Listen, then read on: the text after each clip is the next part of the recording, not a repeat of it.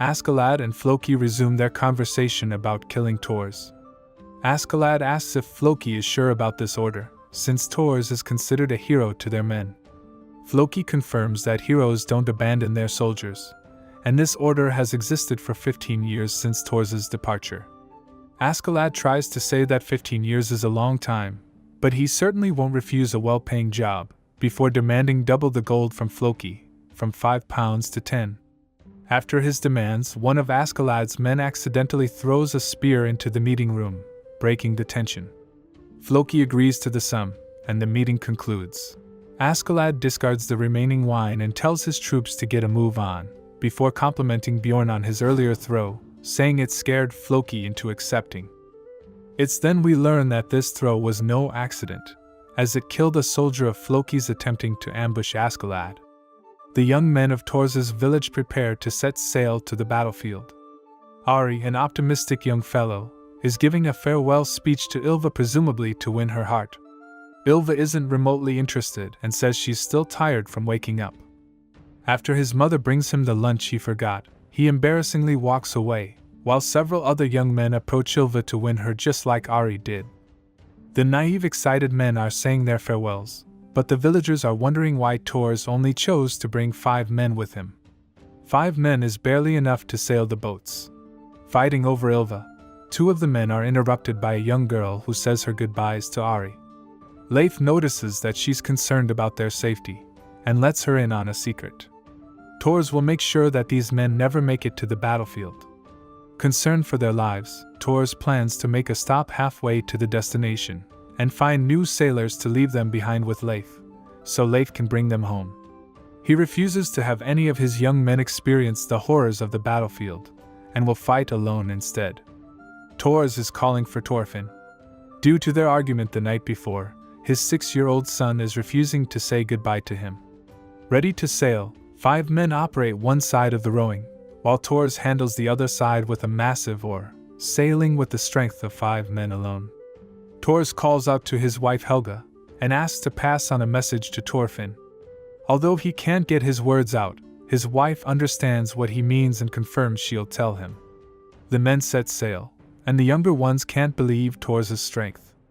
The sail goes up, and the young men are completely exhausted, complaining about their hands and ass while one is throwing up. Tors comforts them, saying they don't need to row anymore, and one voice shouts out, "So there's no going back now, right?" Tors agrees, before realizing the voice wasn't one of the young men. Inside the barrel, Thorfinn jumps out, and Tors can't believe his eyes. Thorfinn runs to pee immediately, and while Tors tries to scold Thorfinn for his actions, he can't help but smile at his enthusiasm of being out at sea. Askeladd warns his right-hand man, Bjorn, that Floki is hiding many secrets about this job. Why wouldn't Floki kill Tors in his village if he had orders to? Why hire mercenaries? Askeladd believes that Floki is acting out of his own will and the orders likely don't exist. He also uses this information to realize that Floki is likely scared of Tors, assuming he would lose many men trying to kill Tors, or perhaps even all of them, and would be severely punished by his higher-ups. An entire Jomsviking unit to one man? Bjorn doesn't remotely believe it, but Askeladd just smiles and exclaims he's very excited to meet this famous Tors the Troll. The evening sets in, and Leif informs Tors that the wind has changed slightly, and they must alter their sails. Ari is amazed that Leif can sail the pitch-black sea without getting lost. Staring into the sea, Tors warns Ari not to, as it will eventually pull him in. Ari asks Tors for some stories of the battlefield, knowing he's been in many wars, before expressing how he wants to cut off a general's head and become a real man. Tors replies how his daughter does indeed like strong men, exposing the true intentions of Ari's question. He asks Ari if he loves Ylva, and he responds he does. Tors explains that when Ylva was born, he was still a part of the Jomsvikings. Tors had no real attachment to the baby at this point, and told Helga to bear him a son next time instead. Upon being summoned, Helga tells Tors to name the child before leaving. He refuses, stating he's busy, and Helga stops him again and asserts that he will name the baby before he leaves, the only time in 15 years he's seen her angry. Tors realizes, It was that day he came to the conclusion that he no longer wanted to be a warrior. Ari was not expecting such an answer, and they're interrupted by Leif stating he can see their destination. Seagulls surround the ship as the crew are all awake. Leif explains there's a village in between the canyon where they can rest, trade, and get some water. Tors orders the men to prepare to row, and they reluctantly agree. Upon setting his eyes on the destination, Leif suddenly stops drumming. Something is wrong. There's way less houses than the last time he came here. Tors notices the terrain above is suspicious, and orders the boats to turn back around. Up above we see Tors was correct. Men are waiting above to ambush them. They didn't want to damage the boats, but have no choice but to spring the trap early. Using the wood from the houses they destroyed, they barricade the entrance and trap both the boats in the canyon. Tors confirms everyone is okay, and orders them to shield their heads from arrows. The men who sprung the trap are closing in on them, and Askeladd is at the front of the ship eagerly smiling. The men assume they're pirates and consider surrendering, but Ari explains they would be sold as slaves. They may be scared, but they're ready to fight. Tors stops Ari, explaining that these men are experienced and they stand no chance. Tors pats Thorfinn, takes a deep breath, and takes out some weapons. He reluctantly passes Thorfinn the dagger he stared at the night before, and says to only use it in an absolute emergency. Ari asks if Tors is going to kill, and says he will help, but Tors explains to never speak about killing people so lightly. On the other ship, Bjorn eats some sort of mushroom and counts the number of men they have. Disappointed at the low numbers, he asks Askeladd if he can try taking them alone, since they outnumber them anyway. But Askeladd says it looks like Tors has the same idea, as he leaps onto their boat alone. One by one, Tors begins knocking the men out without a weapon, impressing Askeladd. Tors's men watch in disbelief as he single-handedly takes on all these men with nothing but his fists, and even Bjorn is shocked while Askeladd is happy he's living up to his reputation. Bjorn's mushroom starts taking effect, and he begins to rampage, taking out his own men while Tors watches. Tors is aware of the mushroom, and the two monsters prepare to battle it out. Bjorn withstands one of his punches, but is still no match for Tors. The men are gobsmacked at Tors's power. However, Bjorn returns to his feet. Back at the ship and severely outnumbered, Ari would rather die than become a slave. Askeladd says to not damage them too much as they would sell for less, and as they prepare to board the ship, Bjorn comes flying over to break one of the planks. Tors leaps back over, and Thorfinn is ecstatic to see his father in such a heroic state.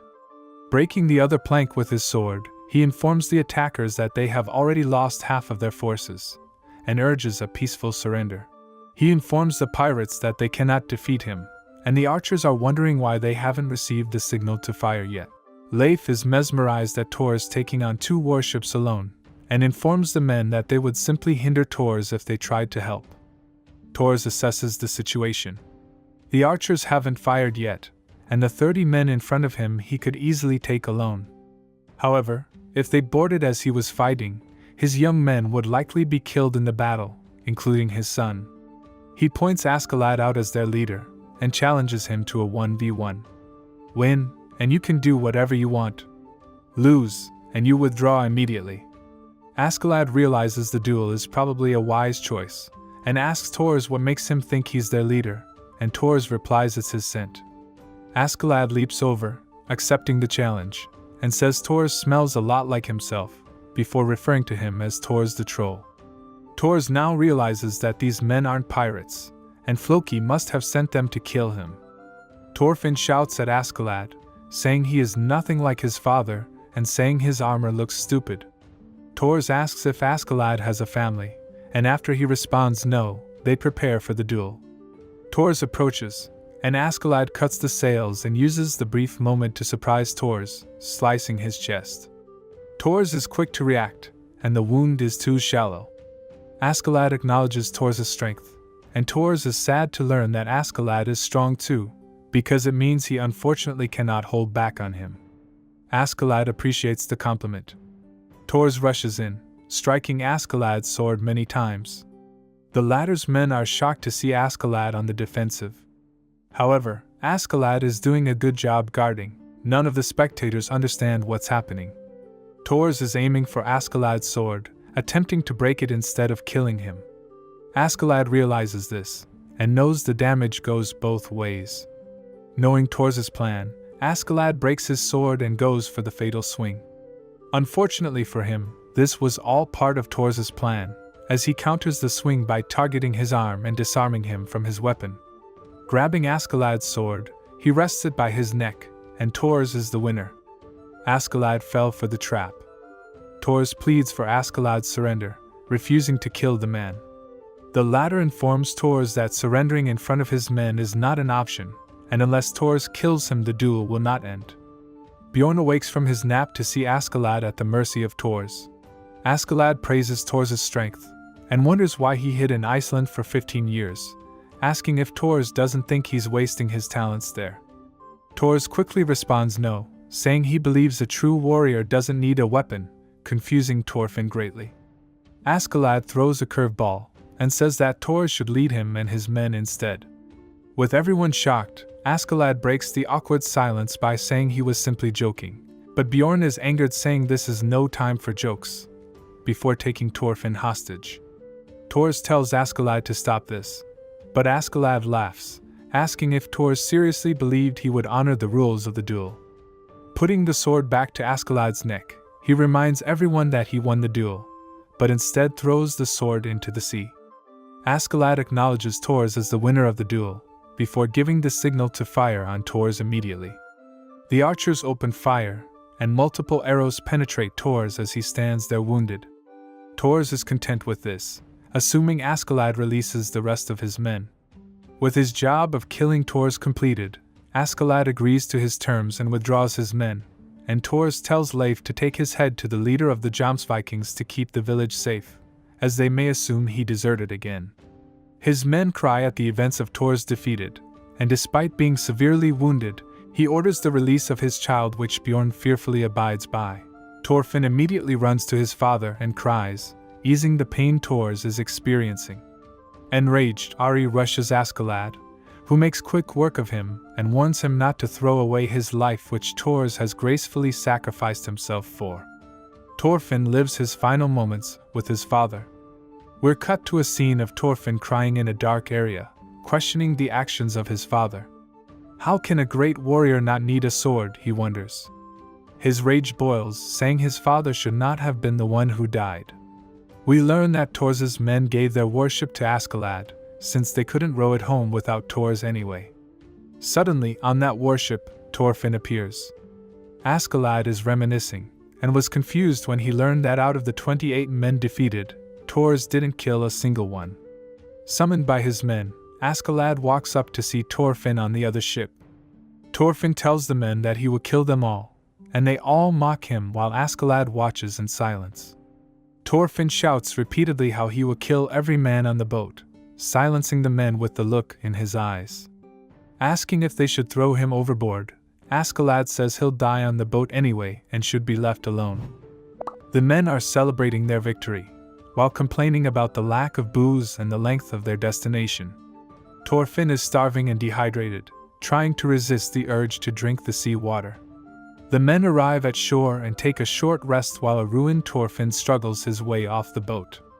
He tries to follow the voices of the men, but he's in no condition to move, before slipping and waking up in the evening. Finding water, he finally hydrates himself, but then has his stomach grumble, only to be interrupted by nearby screaming. Askeladd and his men are ransacking a village, killing everyone, burning the houses, and dragging away the women. Thorfinn sneaks up on the sleeping men, looking for Askeladd. Upon finding him, he finds a larger weapon and attempts to kill him. However, he can't find the courage to do it. Although Askeladd was awake the whole time, he waits for Askeladd to walk into the village and challenges Askeladd to a duel. Askeladd says he should have killed him in his sleep, but Thorfinn says doing something so cowardly is not befitting the son of Thors. The men spur Thorfinn on with laughter. Obviously, Thorfinn fails, as he can barely even lift the sword. One kick was all it took to stop Thorfinn. Floki's men deliver payment to Askeladd, and ask what Thors' final moments were like. Askeladd simply responds, "Nothing special." Thorfinn approaches men eating and they toss him a bone, but Thorfinn refuses to eat scraps. Thorfinn tries to hunt in the wild, but his prey runs away, and he settles for some nuts instead, before spitting them out and crying. He returns to the campsite, and reluctantly eats the bones he was offered.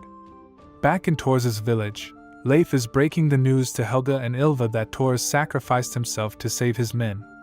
Ylva strongly states that crying will do nothing but make them hungry, before returning to work.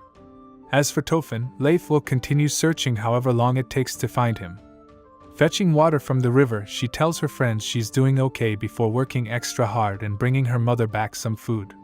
She rushes to feed the sheep, plows the snow, and harpoons a giant fish in the sea. Ignoring her mother's wishes for her to rest, she forces her to stop and get some rest, and the trauma finally kicks in. Thorfinn trains his swings, determined to avenge his father and kill Askeladd. Bjorn sneaks up on Thorfinn and praises the hard work he's been putting in. Thorfinn draws his blade, but Bjorn admits that his father was strong but had a weakness: he was too soft, which provokes Thorfinn to strike. Bjorn makes easy work of Thorfinn and says he's just as weak as his father. He informs Askeladd that Thorfinn is still in the forest, and due to having the blood of Thor's in him, he won't just give up and die. Askeladd simply says, "Like father, like son." Scratching every last piece of meat off a bone, Thorfinn has a new hunter. Remembering Askeladd's words, he puts down the giant's sword and reaches for his smaller dagger. Stabbing the wolf, he lands his first kill. He begins training against a swinging bucket instead of using the giant's sword, and gets closer to hunting a rabbit. Realizing the possibility of throwing the dagger, he begins to practice that too. Thorfinn continues to practice, getting better every day. He is finally starting to see results. Despite his good results, he never forgets his goal of killing Askeladd. As the men are preparing to leave, Thorfinn confronts Askeladd a second time. The men are again shocked to see Thorfinn still alive, and he challenges Askeladd to another duel. Due to his men encouraging him, Askeladd cannot refuse.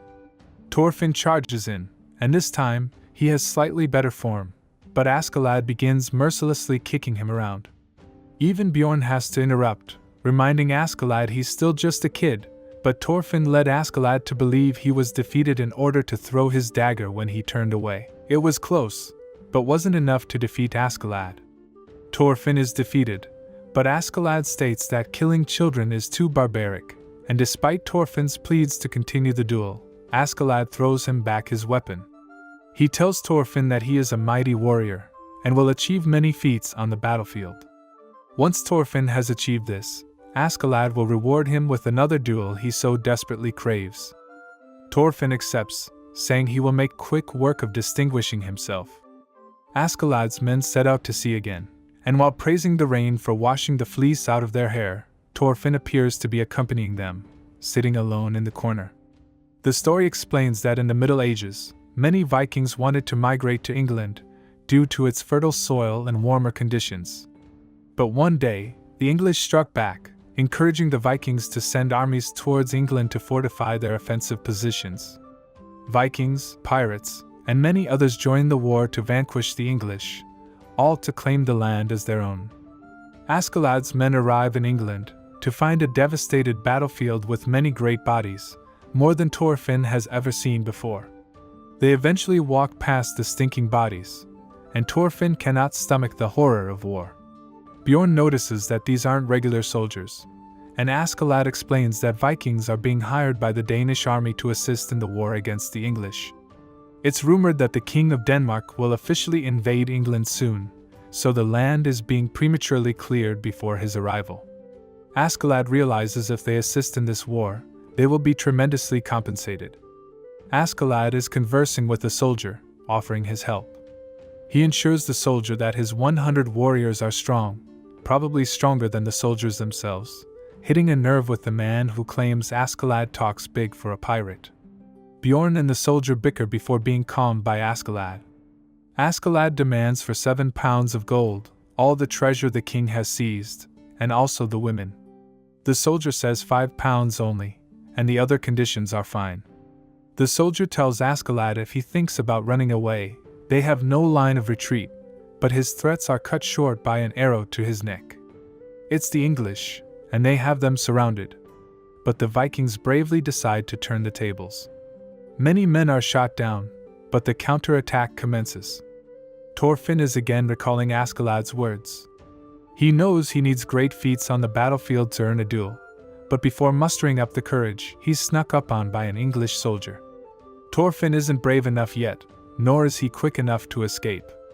The man prepares to kill Thorfinn, but a sword is driven through the soldier's chest.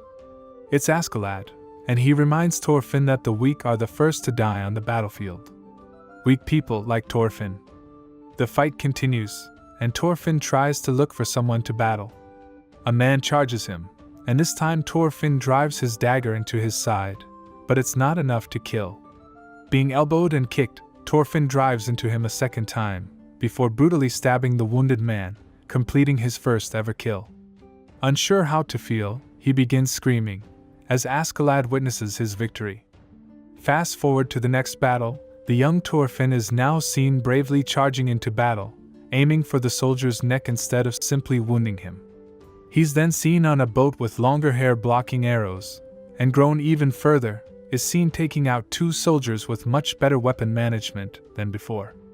Thorfinn is improving and fast. Bjorn acknowledges his strength, as Thorfinn throws his dagger into the neck of a man attacking Askeladd. More time passes, and Askeladd asks Thorfinn if he wants to go on a scouting trip. Asking why he should be the one going, Askeladd insinuates a chance to kill him, so he agrees. Fighting 2 adults, he's overwhelmed on the ground, but manages to grab the blade from his aggressor and finish him off, before taking out the second 2.